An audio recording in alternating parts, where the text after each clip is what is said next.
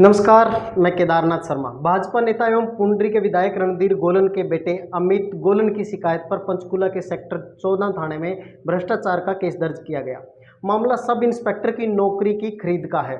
49 लाख रुपए लेने के बाद एसआई की लिस्ट में नाम नहीं आया और ना ही पैसे वापस मिले। इसको लेकर सरकार और विधायक एक बार फिर चर्चा में आ गए। कई तरह के सवाल और चर्चाएं जोरों पर हैं।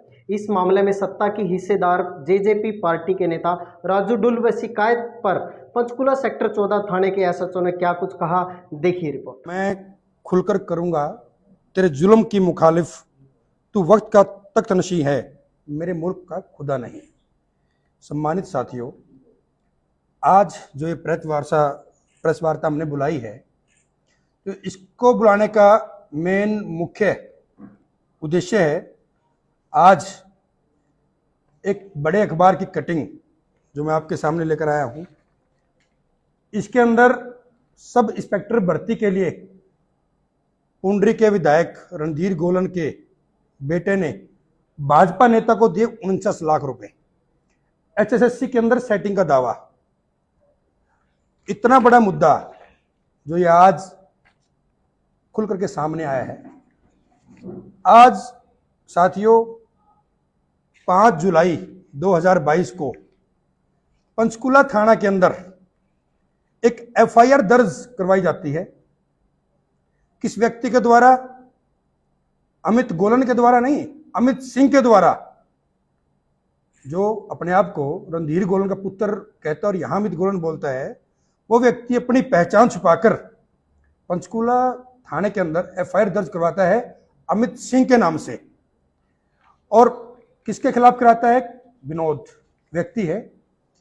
और बड़ी अचंभित बात है, आप लोगों को भी जानकर बड़ा हैरानगी होगी कि विधायक पुत्र ने जो इसके अंदर अपना एड्रेस दिया है, प्रेजेंट एड्रेस और permanent address, 749 sector 12A Panchkula, sector 14 Panchkula, उन्होंने ये एड्रेस दिया है। जो व्यक्ति जिसका फादर पुंडरी से विधायक बना हो, जिनके वोट, आधार कार्ड सब कुछ पुंडरी का हो, वो व्यक्ति अपनी पहचान छुपाकर एक गुमनाम नाम से एफआईआर दर्ज करवाता है पंचकूला थाना के अंदर कि मेरे साथ 49 लाख रुपए की ठगी हो गई। और माननीय विधायक के पुत्र ने जो अपने एफआईआर के अंदर जिक्र किया है, उसने कहा है कि मैं अमित सिंह फलाना एड्रेस का पंचकूला का रहने वाला हूं। मेरे पास विनोद खरबवासी, गांव छोटे नारा, जिला पालित जो पानीपत का है, जो किसान मोर्चा सदस्य है भारतीय जनता पार्टी का, बहुत टाइम से मेरे पास आता जाता है। पहले से आने जाने की जानकारी होने की वजह से मुझे एक दिन अगर कहता है कि पुलिस की भर्ती में मेरी सेटिंग है, अगर कोई आपको अपना व्यक्ति लगवाना है। विधायक पुत्र कहता है कि मुझे बहला फुसला कर अपनी बातों में ले लिया और मैंने अपने मामा के लड़के को लगवाने के लिए उसको पैसे दे दिए। उसने कहा मैंने अपने मामा का बेटा लगवाना है। उस व्यक्ति ने कहा कि अगर आपको लगवाना है तो पैसे एडवांस देने पड़ेंगे। तो ये कहता है अपने एफआईआर के अंदर कि मैंने 24 लाख रुपए एडवांस और 25 लाख रुपए पेपर होने के बाद भी आपको देने हैं। उसने उसको पैसे दे दिए। अब साथियों, ये बात 2 महीने पहले के अरसे की बात है। इन्होंने अपनी पहचान भी छुपा ली, सब कुछ छुपा ली। आज जब उस व्यक्ति की हाई कोर्ट से जमानत कैंसिल हो गई तो ये मुद्दा सामने आया। तो फिर पत्रकार साथियों ने इस मुद्दे की गहनता के अंदर जांच की तो तब पता चला कि ये अमित सिंह नहीं, अमित गोलन पुत्र विधायक पुंडरी रणधीर गोलन का बेटा है, जिसने पैसे दिए हैं। और ये कहता है कि मेरे पास उसकी रिकॉर्डिंग भी है।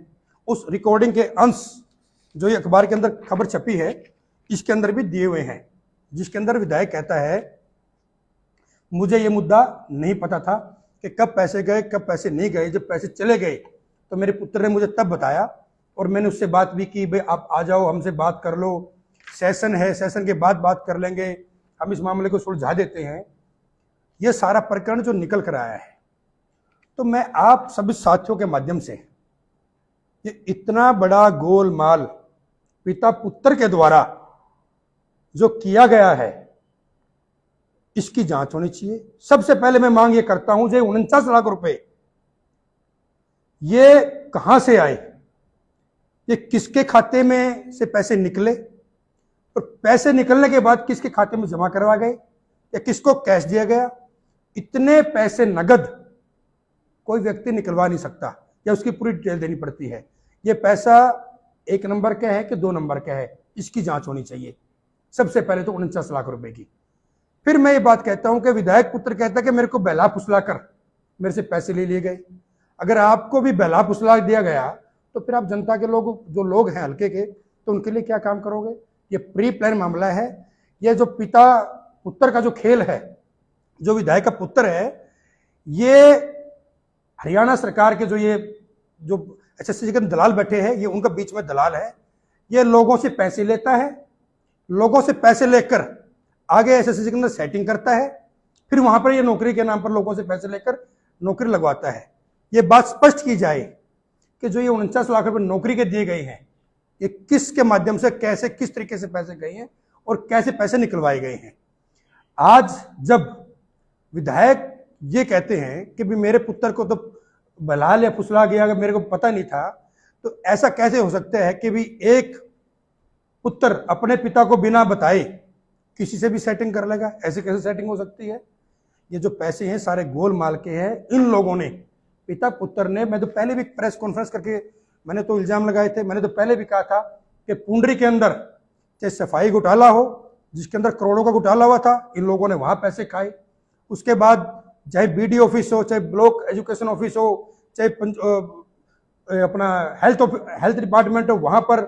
उसके बाद जो नया मुद्दा था, जो पुंडरिक तीर्थ वाला था, मैंने वहां कहा था कि वहां पर ये मिट्टी का जो गोलमाल है वो करने का प्रयास कर रहे हैं। तो ये लोग बिल्कुल भ्रष्टाचार के अंदर लिप्त पाए, हर मिले हैं। इनका ही नाम क्यों आता है, ये बड़ी चिंतनीय विषय है कि पूरे हरियाणा के अंदर पिता पुत्र का ही नाम क्यों आता है। कहीं ना कहीं आग भी वहीं लगती है, जहां धुआं भी वहीं उठता है जहां पर आग लगी हो। ये लोग करप्ट हैं। आज इसका प्रमाण पूरा हरियाणा के सामने है। तो इन लोगों की मैं तो सीटिंग जज, हाई कोर्ट के सीटिंग जज से इसकी मैं जांच की मांग करता हूं। कोई जो व्यक्ति जो रिश्वत लेता है, जितना बड़ा दोषी वो होता है, रिश्वत देने वाला व्यक्ति उससे बड़ा दोषी होता है। ये लोग सरकार के नुमाइंदे होकर सरकार को समर्थन देते हुए अगर ये लोग भी पैसों के लेन देन करेंगे, पैसों के अंदर नौकरियां बिचवाएंगे, बेचेंगे, तो फिर ये जो बेरोजगार लोग हैं, जिन लोगों के पात्र हैं, जो अपने पेपर पास करके मेहनत करते हैं, तो उन लोगों के साथ ये धोखा कर रहे हैं। तो ऐसे लोगों के खिलाफ कार्रवाई बनती है और कार्रवाई होनी चाहिए। आज इसी मुद्दे को लेकर मैं आपके सामने आया। गठबंधन सरकार है, बिना खर्ची बिना पर्ची के दावे करते हैं। कहीं ना कहीं आप जनता को गुमराह किया जा रहा है। जब भाजपा समर्थित ही लोग पैसे लेकर लोगों को नौकरी नहीं, बिल्कुल। देखिए, इसके अंदर मैं ये कहता हूं कि ऐसे व्यक्ति, आदरणीय मुख्यमंत्री मनोहर लाल जी को तुरंत संज्ञान लेना चाहिए। ऐसे व्यक्ति सरकार को बदनाम करवाने का काम करते हैं। सरकार बिना खर्ची बिना पर्ची का काम करती है, लेकिन ये लोग, इन्होंने ये नहीं कहा कि मैं मुख्यमंत्री से तुम्हारी सेटिंग कराऊंगा या मुख्यमंत्री से बात करूंगा। ये लोग कहते हैं कि हमारी एचएसएससी के अंदर सेटिंग है। किन अधिकारियों से सेटिंग है, किन मेंबर्स के साथ सेटिंग है, जो विधायक हैं, जो सरकार को समर्थन दे रहे हैं। तो ये लोग सरकार को बदनाम करवाने का काम कर रहे हैं। मैं चाहता हूं, मैं मुख्यमंत्री से निवेदन करूंगा कि मुख्यमंत्री जी परसों कैथल के अंदर आएंगे, इन व्यक्तियों से तुरंत इनका समर्थन वापस कर देना चाहिए और इनको जो मंत्रिमंडल है सरकार से बाहर कर देना चाहिए। अगर कार्रवाई नहीं होती तो मान लीजिए गठबंधन है। मैंने आपके सामने, ये तो बिल्कुल आपके सामने ये उजागर होकर आई है, सारी जनता देख रही है। तो माननीय मुख्यमंत्री को बिल्कुल इस पर संज्ञान लेना चाहिए, कार्रवाई करनी चाहिए। इस व्यक्ति को, जो विधायक का पुत्र है, इसको तुरंत हिरासत में लेकर इससे पूछताछ करनी चाहिए कि भाई आपने जो पैसे आए थे वो किसके पैसे लिए थे, आपने किसकी नौकरी लगवाने के लिए पैसे दिए थे और आपसे किसने पैसे लिए हैं, या आपने जो पहले जो भर्तियां हुई हैं उसके अंदर भी आपने कोई सेटिंग की थी, या आपने कितने व्यक्तियों के पैसे ले रखे हैं। आप ये बात मानकर चले। अगर ये बात तो उजागर तब हो गई कि जब पैसे वापस नहीं आए और काम नहीं हुए। इसका मतलब अगर ये इनकी बात सिरे चढ़ जाती तो ये पता नहीं कितने लोग, कितने पैसे, कितने करोड़ों रुपए इकट्ठे कर करके, बीच में दलाली कर करके, जो पात्र लोग हैं उनको वंचित करके पदों से और अपने मन चाहे लोगों को ये सेटिंग करके आगे करवा देते। तो ऐसे लोगों पर कार्रवाई होनी चाहिए। बिल्कुल। मैं तो शुरू से ही कह रहा हूं कि इन लोगों ने भ्रष्टाचार और घोटाले के अंदर चरम सीमा पार की हुई है। इन लोगों के ऊपर अगर इस व्यक्ति को गिरफ्तार कर और इसकी अगर पूरी की पूरी जांच की जाए निष्पक्ष तौर पर, तो इस व्यक्ति के मुंह से और बड़े खुलासे हो सकते हैं कि इन्होंने कितनी सेटिंग की हुई है। और मैं तो आपके माध्यम से बिल्कुल ये मांग भी करता हूं कि इन पिता पुत्र की जो संपत्ति है उनकी भी जांच होनी चाहिए। इन लोगों ने पुंडरी के अंदर इतना भ्रष्टाचार फैलाया हुआ है, आज वहां पर चाहे कोई ग्राम सचिव है, चाहे कोई जेई है, कोई एसडीओ है, कोई बीडीओ है, कोई म्युनिसिपल कमेटी का जो सचिव है या कोई वहां का जेई है, जितने भी छोटे कर्मचारी या बड़े अधिकारी है, सबको ये लोग अपनी कोठी पर बुलाते हैं, उनको वहां धमकाते हैं, डराते हैं, उनसे गलत काम करवाते हैं। अगर इन सब चीजों की जांच हो जाए तो मैं आपके सामने दावा करता हूं कि करोड़ों रुपए का घोटाला जनता के सामने निकल करके आएगा। और अगर सरकार सच्ची तरीके से अगर इनकी जांच करवाती है तो ये पिता पुत्र जेल के अंदर मिलेंगे।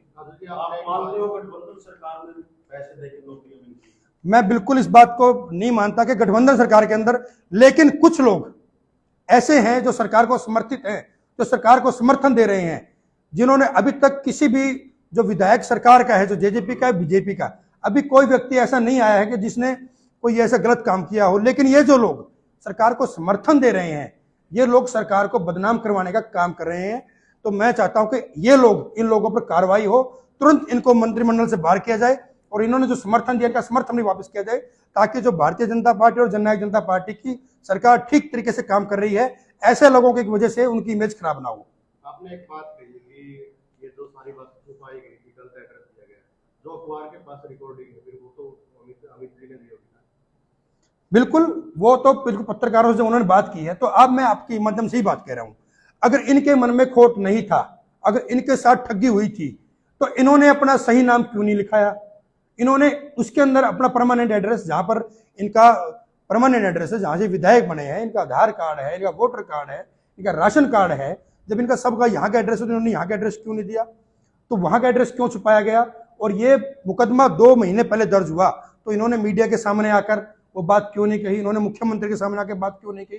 तो कहीं ना कहीं गोलमाल था। ये लोग, और मैं पूरी विश्वास के साथ कह सकता हूं कि इन्होंने जो ये अपने रिश्तेदार हैं, इनको तो इन्होंने मोहरा बनाया हुआ है। इसमें असल कहानी कुछ और मिलेगी, कोई मामला कुछ और ही बड़ा मामला है, जो पैसे का गोलमाल है।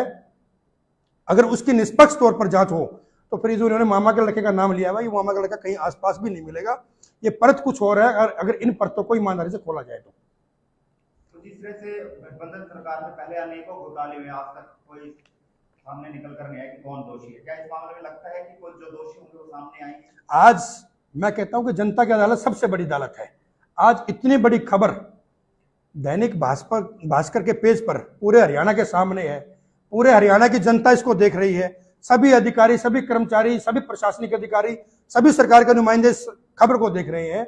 अगर सरकार ये चाहती है कि हमारी ईमानदारी, जो नारा देते हैं, ना खर्ची ना पर्ची, अगर उस ईमानदारी से उस नारे को अगर आगे बढ़ाना, तो ऐसे व्यक्तियों के खिलाफ तुरंत प्रभाव से कार्रवाई करनी पड़ेगी, तभी जाकर आप अपनी सरकार की जो ईमानदारी है उसको आगे लेके जा सकते हैं। निगम के चेयरमैन हैं, उसके बाद पशुधन विभाग के, आप डिप्टी सीएम दुष्यंत चौटाला क्यों नहीं कहते? आप गठबंधन सरकार में, आप उनको कहोगे ये मंत्री जो विधायक हैं, ये चेयरमैन हैं, उनको वहां से हटाया जाए, आप लोग क्यों नहीं सिफारिश? देखिए, हम तो सरकार के हिस्सेदार हैं, और ये बात जो माननीय विधायक पुंडरी हैं वो ये कहते भी हैं, उनके पुत्र ने पीछे बयान भी दिया था कि हमने जो समर्थन है वो जननायक जनता पार्टी को नहीं, भारतीय जनता पार्टी को दिया हुआ है। तो पहली प्रायोरिटी पर मुख्यमंत्री का ये फर्ज बनता है कि ऐसे व्यक्तियों के खिलाफ कार्रवाई के आदेश दें। जो हाई कोर्ट के सिटिंग जज हैं उनसे इनकी जांच करवाई जाए, ताकि इन लोगों के खिलाफ कार्रवाई हो और दूध का दूध और पानी का पानी जनता के सामने आए। सर, एक विधायक के बेटे को जो है नौकरी लगवाने के नाम पे 49 लाख रुपए की ठगी का मामला है, क्या है ये पूरा मामला? ये 5 जुलाई को हमारे पास एक कंप्लेंट आफ्टर इंक्वायरी प्राप्त हुई थी। उसमें विधायक रणधीर सिंह जी हैं, उनके बेटे अमित से पैसे लिए हैं। विनोद खरब नाम के एक आदमी ने, पानीपत का रहने वाला है, इस छोटी नारा गांव का। तो इसने सब इंस्पेक्टर की भर्ती के लिए जो आरोप लगाए गए हैं कि सब इंस्पेक्टर की भर्ती के लिए इसने 49 लाख रुपए लिए थे। तो सर, कुछ ऑडियो भी सामने आया है, पुलिस को भी दिया गया है शिकायतकर्ता के द्वारा। उस ऑडियो में क्या बातचीत है? उस ऑडियो में पैसे की लेन देन की बातचीत है। जो कंप्लेनेंट है वो उससे वापस अपने पैसे मांग रहा है। अभी जांच जारी है उसमें। किसी तरह का एविडेंस उसमें मिला है? हाँ, जो ऑडियो में जो बातचीत है वो हमने अपना फाइल पे ली हुई है और आगे अभी इन्वेस्टिगेशन जारी है। तो सर कोई जांच में ऐसे पता लग पाया कि जो ये विनोद खरब है इसने एक विधायक के बेटे को नहीं और भी कई लोगों को शिकार बनाया है, कोई ऐसी बातें भी निकल के आई है? जांच अभी इस बारे में हम तफ्तीश कर रहे हैं, जो आरोपी पकड़ा जाएगा उसके बाद ही बता सकते हैं हम कि और भी कोई शिकार हुआ है क्या। तो अभी जांच कहाँ तक पहुंची है सर? क्या पुलिस आगे क्या कार्रवाई करने जा रही है? अभी तक इसमें हाई कोर्ट में बेल एप्लीकेशन लगी हुई थी, जो बेल इसकी निरस्त होगी। मेरी टीम फिलहाल पानीपत में है, अभी इसको जल्दी गिरफ्तार कर लिया जाएगा।